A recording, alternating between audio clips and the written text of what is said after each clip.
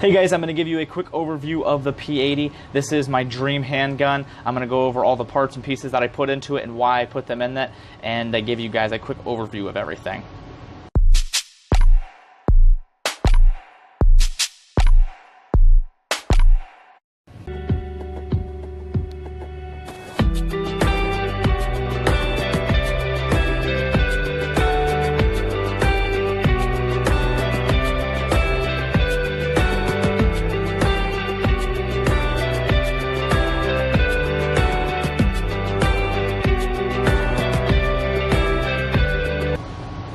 First off, let's go ahead and look at the frame here. This gun is clear, so we're going to go ahead and break it down so I can show you guys off.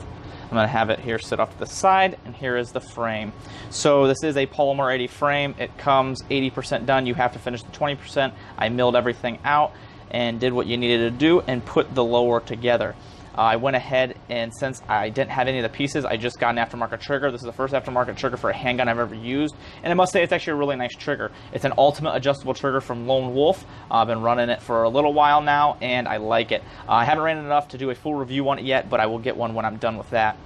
And I sent the frame off when I was done milling everything off to USA Gun Bunker, and they did the Cerakote, and then they stippled it. I also have a video here on stippling if you guys wanted to check that out.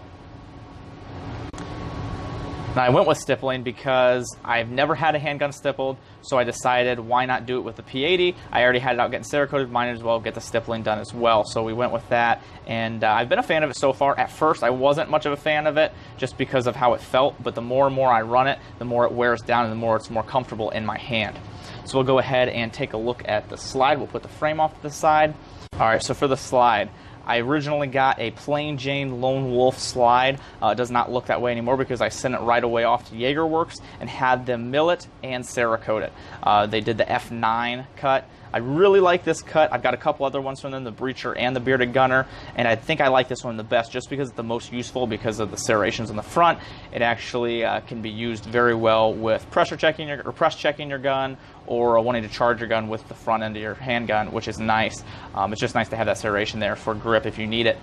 Also, I had them put the dovetail in the back. Some people would put them in the front here with the Vipers, but I put it in the back because I like that look a little bit better.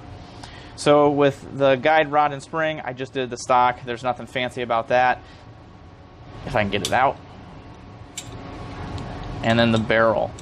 I went with an Alpha Wolf flush and fluted barrel. This is a really nice barrel because when it's in, unlike most Glock barrels, it sits flush, so it doesn't stick out there or protrude. So it's kind of a nice little barrel. I haven't had any issues with it. It's accurate. It shoots the way I want it to. I pull the trigger and it goes boom, and it hits usually kind of close where I point it.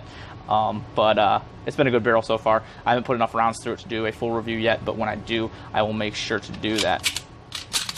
So then for the optic, this is my very first handgun optic I've ever used. I'm actually getting another one here on the next build, but this is the first one I've ever gotten the chance to play with. At first, I was a little bit skeptical about them because I wasn't sure how I would like them, but the more and more I run it, the easier it is for me to get my sight alignment around. It's easier for me to transition from target to target. The only thing that I would say that this does is it shows your failures and mistakes so much easier, being that little dot. You know, what I would have thought would have been a perfect shot there with my iron sights dry fire training, this shows exactly the little movements that I'm missing. So it's a really good thing to use if you're trying to train on your dry firing and seeing what you're doing wrong. So I enjoy dry firing with this one a lot because I feel like I fix my mistakes a lot better by using the red dot. So I really like this Vortex Viper. Like I said, the very first one I've ever had to use. I'm getting another one. I'm getting the Vortex Venom, and that's going to be going on the next build. But this has been a really fun build.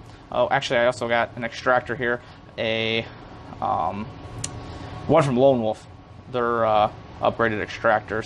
I really did never notice anything wrong with the extractors of the stock ones, but I think it looks really sharp here with the trigger, and it's supposed to be much better, so I went with that.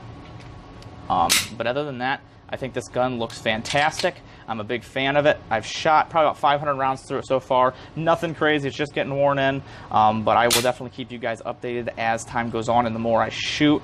and let you guys know how each individual part is working. So far, I love everything about it. There's no complaints. I wouldn't change anything about it so far, so hopefully it stays that way, and we will keep running this. So I appreciate it, guys. Thanks for watching. Like, comment, subscribe if you would. Follow all these companies and check out their products. As you guys know, always check out our Instagram page and follow us there as well. You'll see a lot more content, and we appreciate it, guys. Thank you very much.